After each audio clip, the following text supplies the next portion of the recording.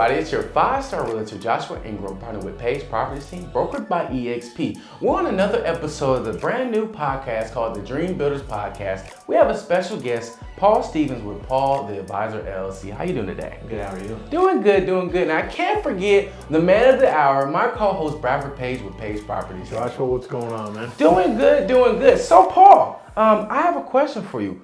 Can you tell us more about your business, Paul, the Adivsor LLC? So easy. So basically, I become your personal and small business CFO. Mm-hmm. And what that means, most big businesses have CFOs that help them guide where their business is going financially. Mm-hmm. And a lot of people don't realize that that doesn't just mean money, but that also means values-wise. Mm-hmm. So take Walmart, for example. If you're in Bentonville, Arkansas, they spend a lot of money in that area because that's where their home base is. Mm-hmm. And their CFO makes sure that they have a art exhibit that's open to the public. There's a free park that they make sure that gets taken care of.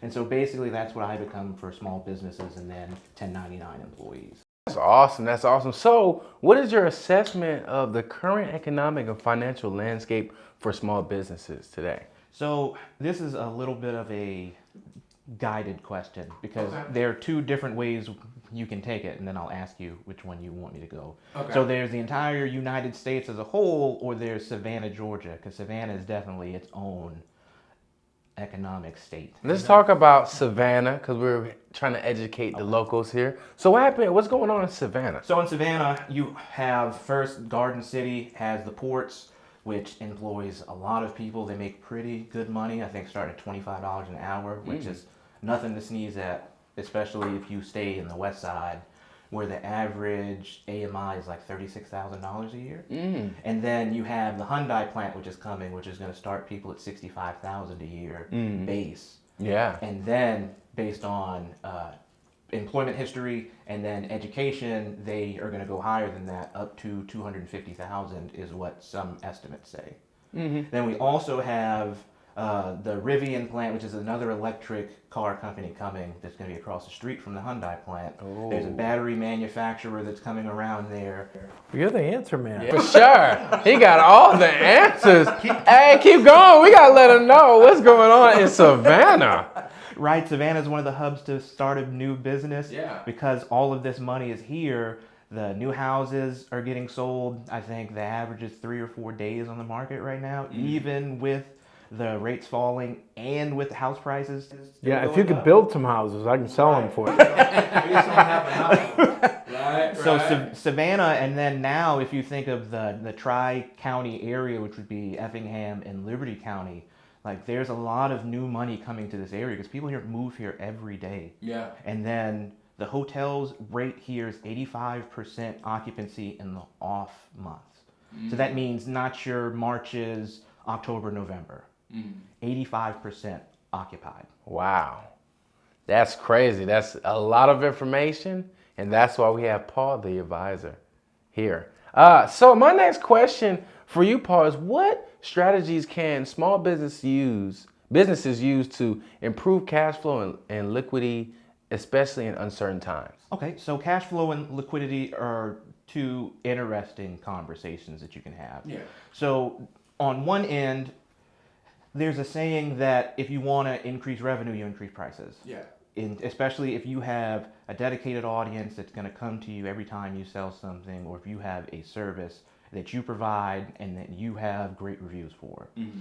And then on the other hand, you have your Sheins, your Pelotons, where they have a VIP system where you pay $99 or $50 or $15 a month, and every single month it comes out of your check or out of your checking account without you doing anything, and you may not remember that you have it.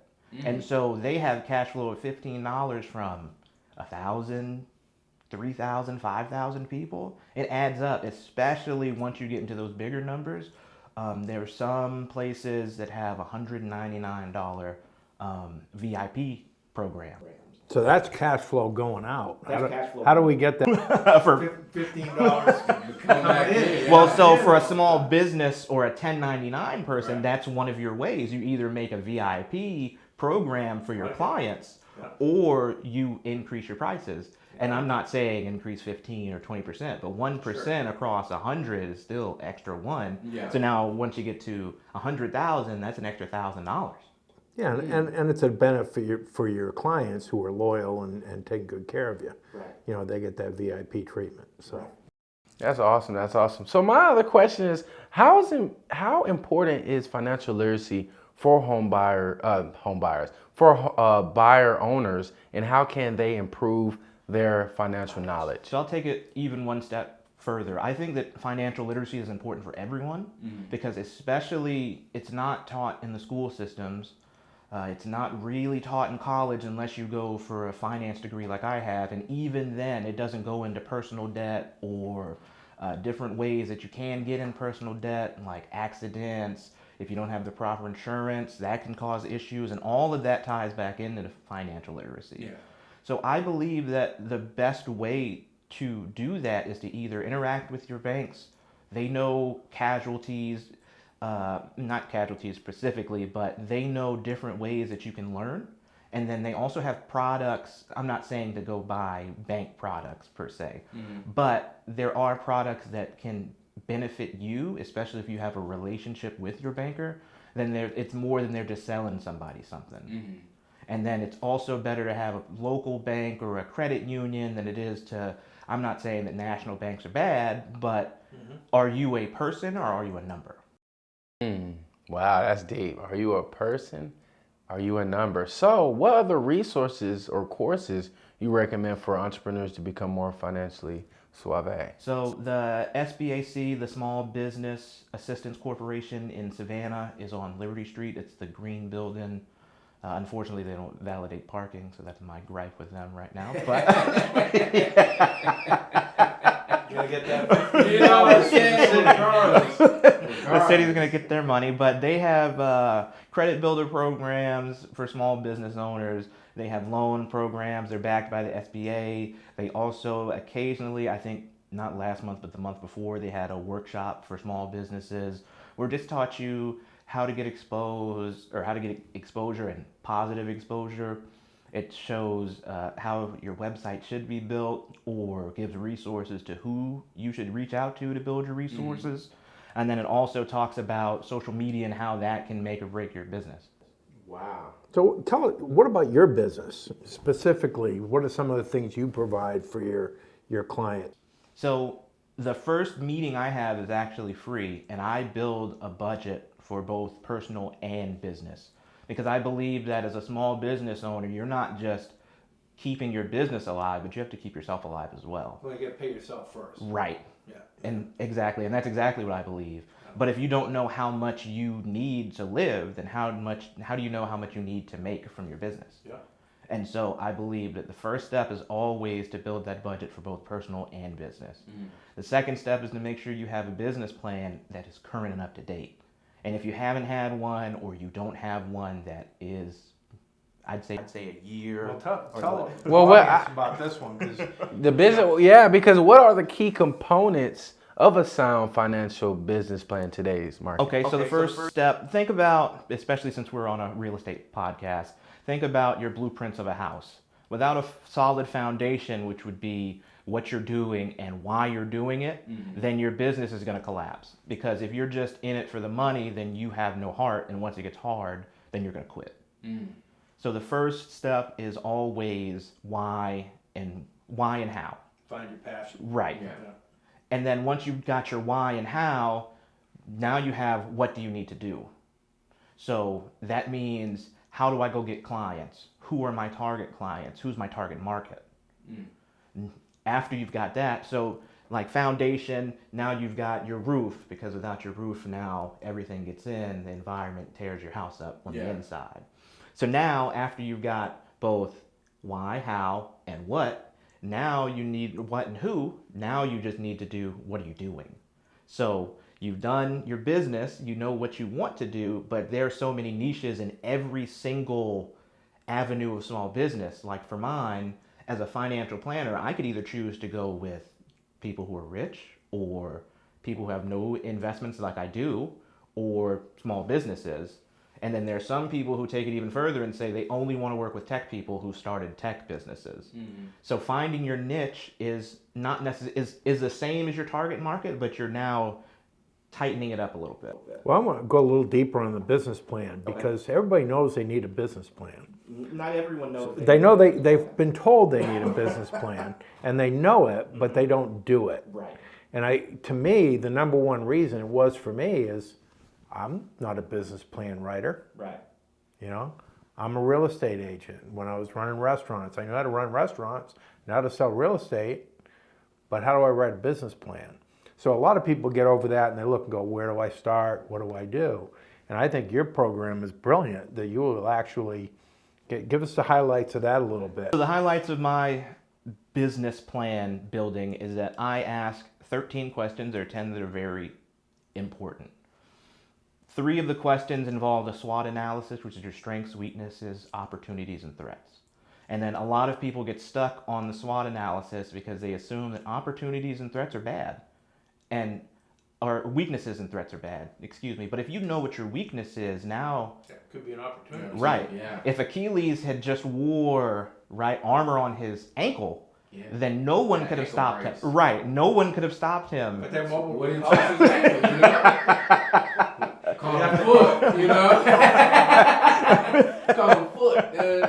You know But what I mean? unfortunately for him, I mean, like, without exploiting that weakness, the story of Troy would not have been as entertaining. So we're glad that he didn't. But if he had embraced his weakness, then he would have known how to protect himself. And then that's the same thing a business needs to do.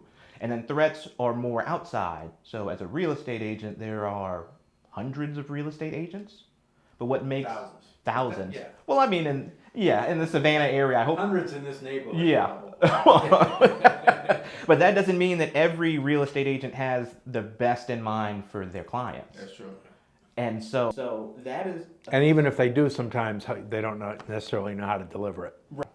And so that's one of the key things of a threat analysis, because you know that there are a lot of them, but you do something different, and that's your opportunity. Right. Mm-hmm. So I ask what your business is, what you do, how you do it, why you do it. Those are the most important questions. And then from there, it's financial projections are iffy. So why you build a business plan can either be to, one, structure your business and where you want it to go, because it's not only just what you're doing now, but also what you want to do in the future. Right. And then you also, there are banks, especially for small businesses, where they require a business plan because they want to see, well, if we give you this money, are you going to build up houses in good neighborhoods, or are you going to go pollute the river? Because yes, you'll make money doing both, but we would rather you build houses than pollute the river. Yeah.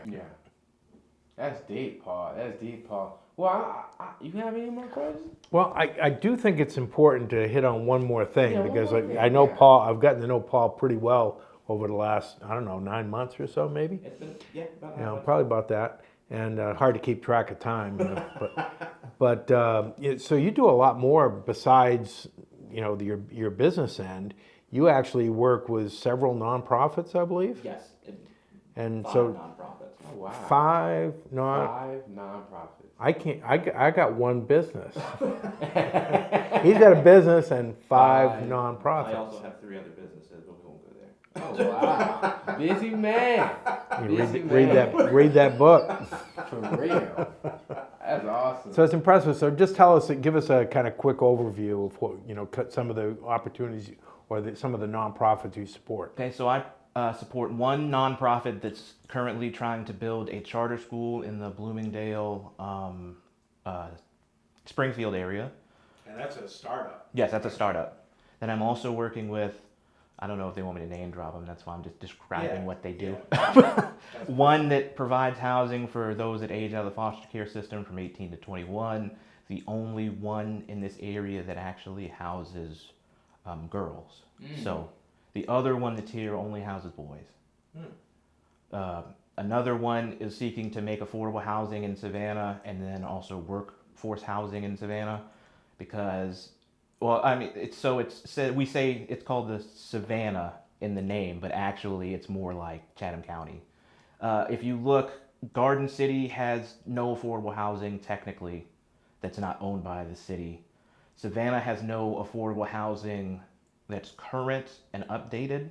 The only thing that they did have was Savannah Gardens, but now, as of January, that will lose affordability. So you won't be able to use Section 8 or the voucher program in Savannah Gardens on Pennsylvania. So that's one of my main focuses. Another nonprofit I work with provides food to children in school to make sure that they're able to eat after school and then on the weekends. They also do some summer programs. And the last one is kind of a modge podge. They do a little bit of everything, but the most important thing that they do is they teach young girls how it is important to be an entrepreneur and then be financially literate. That's awesome. That's Wow, awesome. cool. That's awesome. That's quite a contribution to give back to the community. So. Yeah. Well, I got to get my name Applaud on a your building here efforts. somehow. You know, right? You too? So I got a last question, Paul. How can the people get in touch with you? All right, so I'm on pretty much everything you can think of as Paul the Advisor. On TikTok, it's Paul_the_advisor. You can find me on LinkedIn as Paul Stevens II. And then you can find me on Facebook. And my business page is Paul the Advisor. And then I have another business page that's the Savannah Business Management Group. That's awesome. And That's Paul awesome. also does dad jokes. I do He dad does jokes. dad jokes. Stay on dad jokes. Stay on dad jokes. Well, thank you so much, Paul, for coming on the Dream Builders podcast, where our mission is to help buyers, sellers, and agents and small businesses connect with the resources and knowledge to achieve their goals. And again, Paul, thank you again. This podcast is sponsored by Page Properties team, TheDream E.N.T, Real Estate for a Reason, make real estate fun again. Thank you so much for coming out. Of course. All right. Thank y'all. Thank you for having me. And I catch you on the next episode. Peace. Bye.